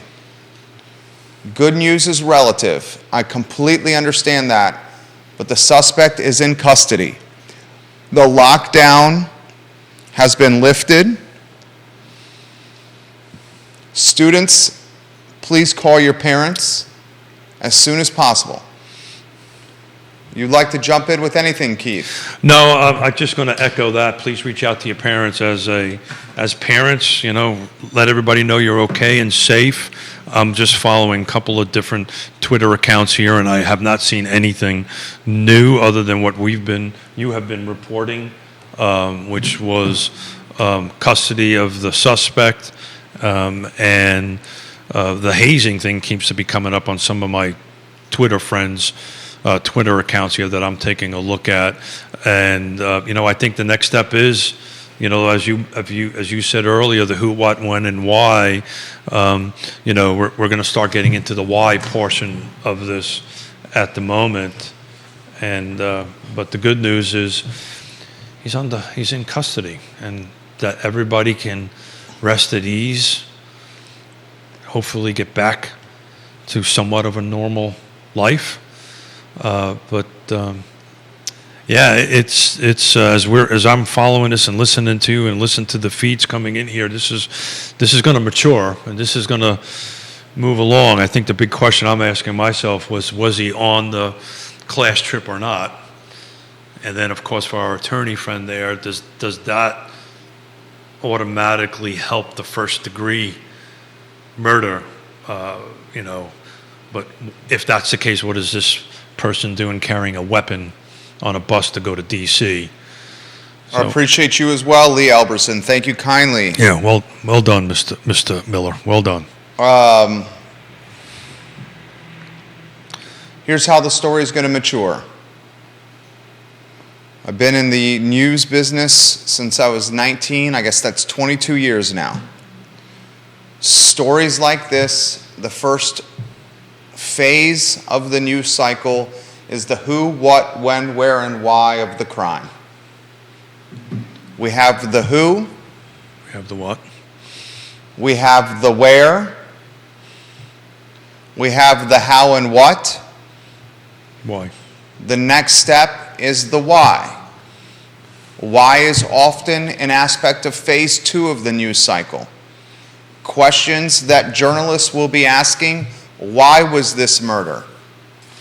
Why did these murders happen? Why did this mass shooting take place?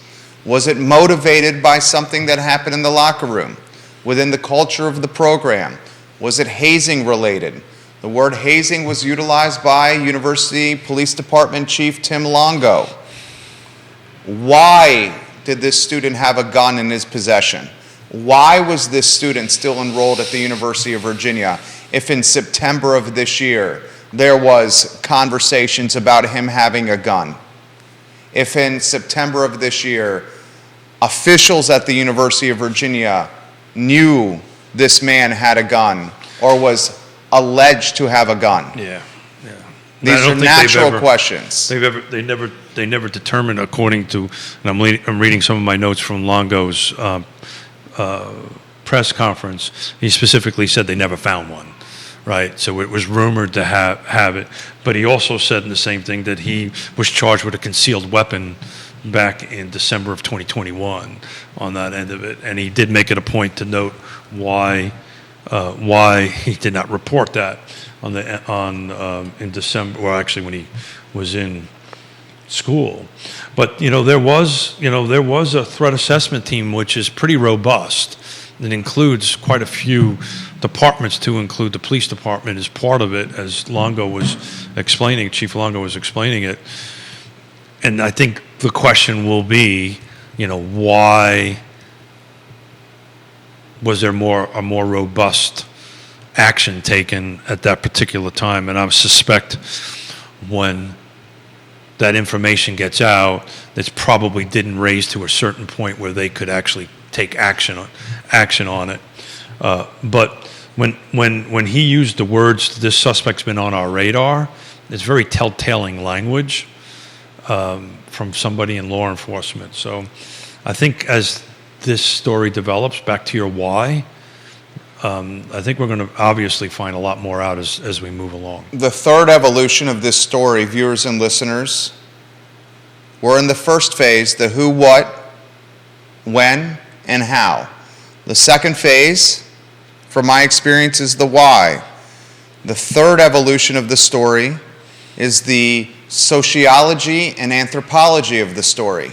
Notice how a story like this has captivated the news cycle and certainly has caught the attention of many in Charlottesville and Central Virginia. Notice how a similar story with a murder on the downtown mall did the same. Ask yourself why the stories or the murders and the crimes that happen in historically black neighborhoods, financially margined neighborhoods, do not drive the same media attention. Why do they not capture the same momentum in the news cycle? Over the weekend, you had a shooting on Hardy Drive. Hardy Drive, a historical African-American neighborhood, financially margined neighborhood. That shooting did not dominate the news cycle, captured very little attention of the news cycle. Ask yourself, why do stories that happen in impoverished neighborhoods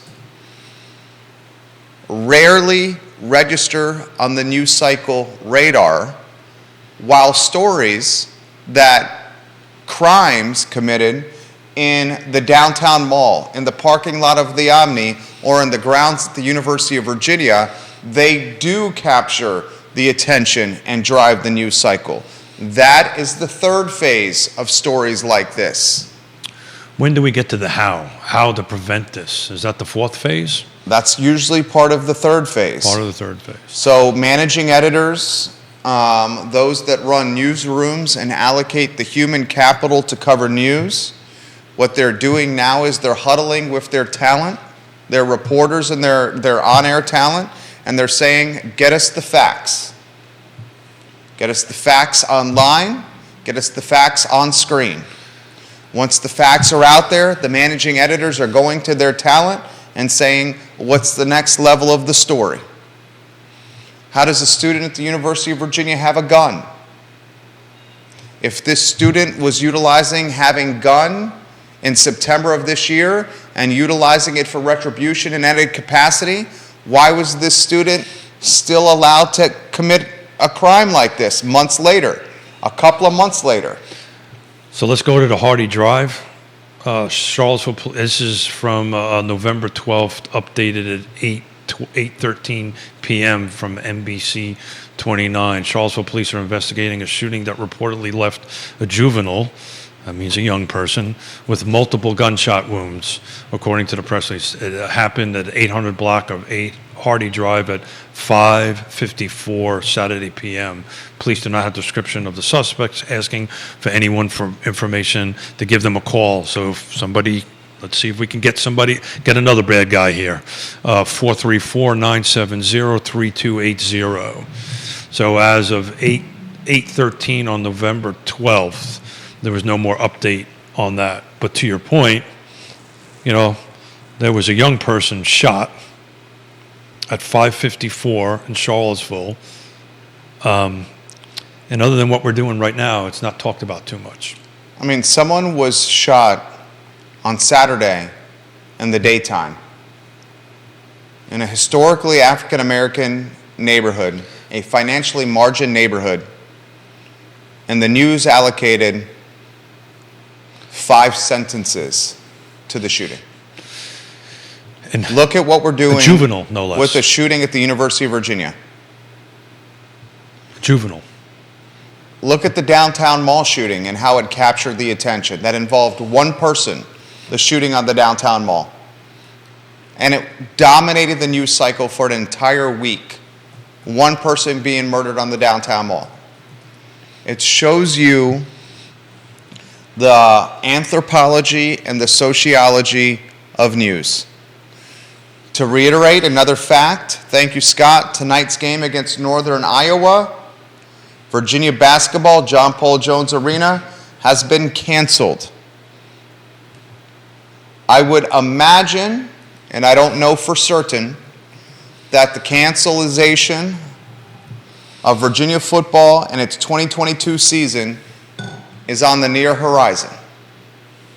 You got Mike Collins, a contributor in the backfield, in the hospital with an injury.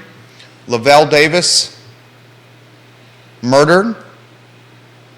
You have Deshaun Perry, a linebacker, murdered, and Devin Chandler murdered. I'm just taking a quick Google search on shootings in the city of Charlottesville in 2022.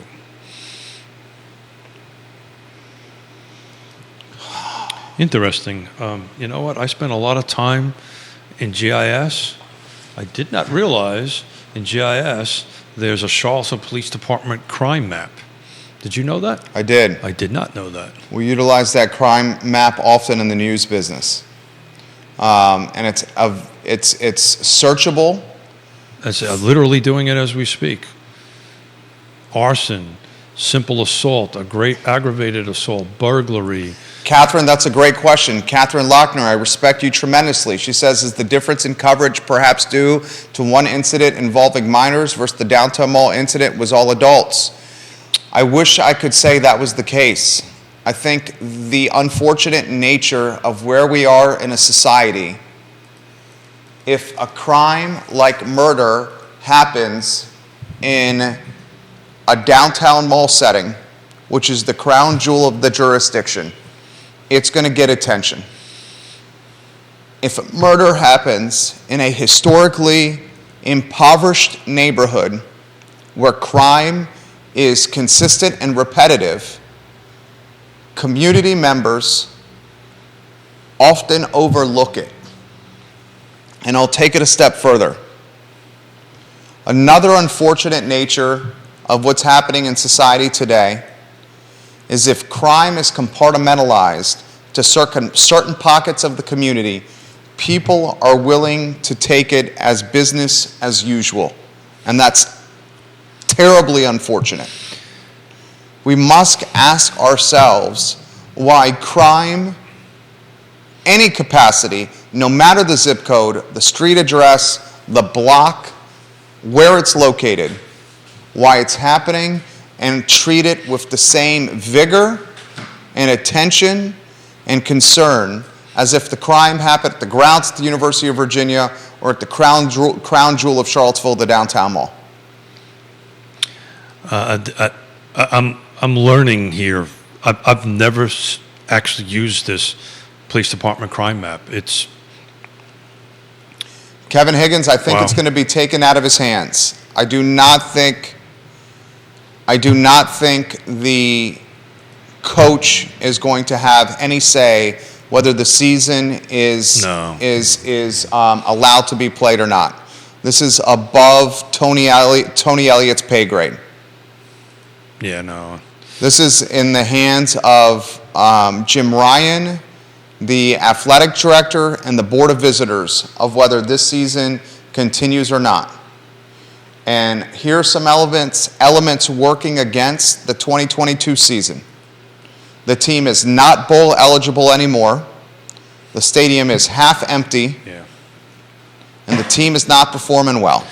Well, just out of respect for the people who passed, who were murdered, I'm confident President Ryan will say, yeah, we're done. We need to pay respect.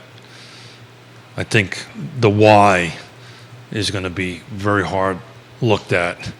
Why this happened, why we got to this point in it.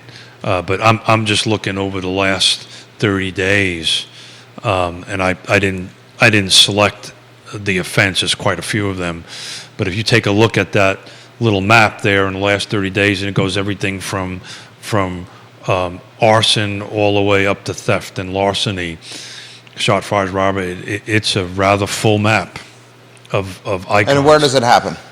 Oh my! Well, yeah. Where do they compartmentalize to? Yeah. If you look at the map, most of the numbers. That's called a heat map. Yeah, most of them are in the neighborhoods as you outlined. Very rarely do you see them up in more affluent neighborhoods. Is a better choice of words. And when they do happen in affluent neighborhoods, what happens? Well, we talk about them. Exactly. We're not talking about. Perfect example of this is the murder in Stony Point. It was a domestic dispute. And in this domestic dispute, Shauna Marie Natalie Murphy murdered her boyfriend, Matthew Sean Farrell. And this Stony Point domestic dispute murder, the murder of Matthew Sean Farrell, captured and drove the news cycle for about a week. The murders that are happening in historically impoverished neighborhoods do not even register on the news cycle besides 15, maybe 30 seconds in local news broadcasts. Keith Smith just identified. What did you identify on that heat map for the city of Charlottesville crime? I've just been able to narrow it down to shots fired. So in the last 30 days, from 10/15 to 11/14, at least according to this GIS, there was 2 incidents in the last 30 days. The downtown mall, which you talked about, and then there was one over on 6th Street, with shots fired. Interesting. It's titled, the offense is shot fired illegal hunting on the 900th block of 1st Street Southwest, reported on 11/5 at 12:40 a.m. I don't understand shots fired illegal hunting in the middle of Charlottesville, but that's what they're doing. So it's so I take that back. So the offense together is called shot fired / illegal hunting. So this shot fired is what we're talking about. And then there was another one on 1026 on the 1400 block of Monticello Avenue at 4 4:55 p.m. So that's another day shooting on that end of it. Let me see if I can go further back past 6 months. See. Another aspect of the news cycle that will be discussed is police. Departments are tremendously understaffed. Tremendously understaffed. And there is undoubtedly a defund the police movement that is still front and center and back with momentum. As crime increases, and no one is saying that if we have a fully funded department, I want to reiterate this. Yeah, that would have not. I am not saying that if we have a fully funded department that this mass shooting would not have happened. That is not what I'm saying at all. And don't misconstrue my words and don't manipulate what I have to say. However, an aspect of this story undoubtedly will involve departments that are understaffed, police departments that are understaffed. So 5:18 to 11:14. I'm just giving a quick count here. What exactly are you doing? Shooting. Over 20 shootings in the last 6 months. In the Charlottesville city? Charlottesville city. If you look at the map that I'm looking at. Are these shots fired incidents? Shot fires, according to GIS, shot fires. Okay, shots fired. Are we talking people injured by bullets? No, this is just shot fired. This is, as it's reading, the offense is shot fired, illegal hunting. So when you look at the map, but to your point, most of them are on the south side of the downtown mall. We're looking at Cherry Avenue, Forest Avenue, Ridge Avenue, First Street, Avon, Belmont. Very few. There's only one up in the north side of town. There's going to be two on the north side of town off of Rugby and off of Albemarle Street. And then there's one over by the university off of Stribling. Again, it's shot fire. So I'm learning how to use this as we're doing this. There was a shooting on Stribling, on the 200 block of Stribling, shots fired. I don't know what that means. I'd have to dig into it a little further. But that was at 7:31 p.m. on 10/14. But if you look at the map, it's rather interesting. You see the text that just came in there, Judah? If you could look into that.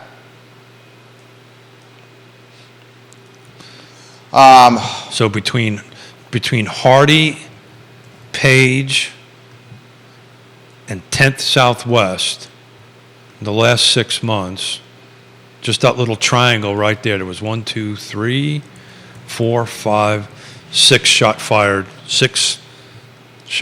incidents according to this map. Oh, man. I want to emphasize this, too, for all those that are watching the show. This is not these circumstances. Now, a shooting like this at the University of Virginia doesn't happen everywhere. Okay? That doesn't happen everywhere. And the rally we saw at August 12, 2017 doesn't happen everywhere either. But a lot of the elements, crime that Charlottesville is dealing with, do happen in other communities. It's not unique to Charlottesville. The tough aspect of what's happening is the national news notoriety that's transpiring. A12 2017 dominated the national news cycle. Yardley Love, the lacrosse player who was murdered by her boyfriend, dominated the news cycle, national. Hannah Graham dominated the news cycle. This is all over the news cycle. Charlottesville, over the course of the last 5 or 6 years, has found itself front and center in the national news cycle for unfortunate reasons. We can't seem to get out of it. Mayor Nikia Walker's poem, where she compared the city to graphic sexual violence, dominated the news cycle. We can't seem to get out of it. So as you were speaking, I'm reading the New York Times article that reflective of the press conference that you were and Judah was able to get on live. It's interesting the way they speak about they don't have any clarity, which I'm sure is going to come out later, but they don't have any clarity to was the suspect part of the trip or not. It just reads the students had just returned from a class field trip in Washington D.C. So my suspicion is I have a feeling he was on that bus on the way for that trip, but that's just a guess based on reading this particular article. I don't think tremendous respect for you, Mayor of Greenwood. I have tremendous respect for you, Kev. I don't think whether this season happens or not is in the hands of Tony Elliott. No. This is way above his pay grade here. And the question is just out of respect, they shouldn't. Right? In my opinion. I'm confident that I can't see at least the next game coming up. I mean, one could think back to 9/11. We went back to baseball games and pretty quickly right after 9/11. But of course, that's a different circumstance than this is. I just can't. Completely different circumstances. I can't see that it's. They've already canceled tonight's basketball game, and we're just a few days away from Saturday's home football game. Yeah. I just don't see. I understand that. Neil, that's a great question. If they were competing for a bowl game, would that change the university's thinking? You know what? It would. If they were bowl eligible, the university would look at it completely differently. I don't think it would change this Saturday's game. And that's unfortunate. Well, if they had bowl eligibility on the line, I think it may. Because of the unfortunate nature of money driving decision making, and bowl eligibility means millions of dollars. This team, unfortunately, is playing in front of half-empty stadiums at best. I mean, if you were at the Pittsburgh game or you watched the Pittsburgh game on Saturday, as the players were running off the field at Scott Stadium, they were being booed by the very few people in attendance. Let me ask you a question. If they did play the game this Saturday, would you go? If the University of Virginia was playing a football game this Saturday, would I go? Yes. Yeah. Yeah. Much the same way you're sitting here today. I mean, I would go. I mean, we support this team. Well, it would be a sign of support of our city. It was aggravating to hear against Pittsburgh, as the team was running off the field, that they were being booed by fans. That's just wrong. These are not professional players that are making millions of dollars. These are student athletes that are unpaid outside of maybe a scholarship money or, in some circumstances, a little bit of NIL money. To boo in your home stadium teenagers running off a field to a locker room was... As a father of a former Division I athlete, Neil Williamson, who's the father of a former Division I athlete, these athletes, I know I used to bring my daughter to the swimming pool at 5:30 in the morning. I know Neil has spent hours and hours helping their son. To boo them is just, as our British friends would say, poor form and rather low class, to be honest with you. And it's swimming is, and I'm a huge fan of what the swimmers do. There's only parents that show up for that. Swimmers aren't in front of 25,000 people. They're not. They're not. Yeah, it's only parents that show up for that. Believe me, I know that firsthand. It's only, and it's free to go. It's free to go. It's only families and all that. But what I was speaking to is the heart that these student athletes have put in years and years and years and years to get to that level, regardless if 25,000 people are watching or just Keith and Yonna Smith are watching their daughter swim. You know, as one parent that has went through this, and I know Neil well enough to know I know he feels the same way too. You know, to have that's disheartening. That would just show a little affection, show a little respect. At least thank them for their effort. I grew up going to Zabel Stadium and watching Jimmy Laycock and the William and Mary Tribe play football. One of the things we did as a family was to park in the Food Lion parking lot just about a mile or so away from Zabel Stadium and walk, father, mother, my brother and I, to Zabel Stadium to watch the Tribe play. And I want to emphasize the importance of supporting this team and supporting the program. I think it should happen regardless. I think this community is continuing to search for itself and for its identity.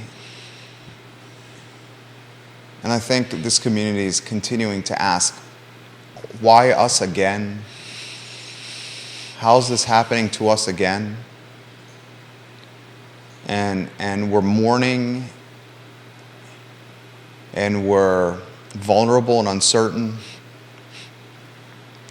And we need to figure out solutions, and those solutions are tied to prioritizing communication, mental health awareness, conversations with social workers and therapists and counselors, minimizing screen time, and realizing that impressionable teenagers and young adults are extremely vulnerable right now. So if you know a UVA student, reach out to them. Ask them how they're feeling today. What can we do? Can we talk to them? There's a couple of, I wrote some notes down, there's a couple of UVA tennis players that my wife and I are loosely connected with. We're going to reach out to them and say, what can we do for you today? If you want to talk, want to have a cup of coffee, we're here. So if you know anybody out there, reach out to them. Just be a sounding board for them to listen. We'll speak. We'll head off air now. Yep. Jude, I want to pause, recollect, and then I'll come on again later today. I want to take care of some things that we need to take care of. 2 hours and 15 minutes straight here without a break. We'll see if we can bring some more information to you later in the day. As you can imagine, 2 hours and 15 minutes straight of talking is arduous to the vocal cords. We'll take a breath, we'll reconvene, and we'll connect with you again through the I Love CVille Network. Appreciate you going the extra mile for us here, Keith. No, I'm honored to sit across the table from you. I've said it before, I'll keep on saying it. I'm just flat out honored. Thank you. Judah, thank you for adapting on the fly with so much. As news continues to come in, we'll continue to relay it to you. Keith Smith, Judah Wickhauer, Jerry Miller. I will let everybody know when we come back on. I'm seeing the multiple comments coming in for a heads up when we come back on. We will do our best to come on here on shortly. Take care. And Charlottesville.